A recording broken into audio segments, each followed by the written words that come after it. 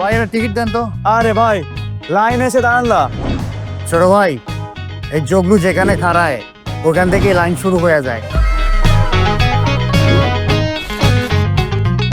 ভাই লাইনে আছে।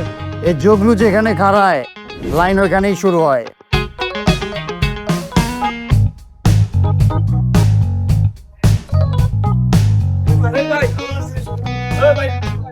কি ব্যাপার ভাই, লাইনে দাঁড়ান।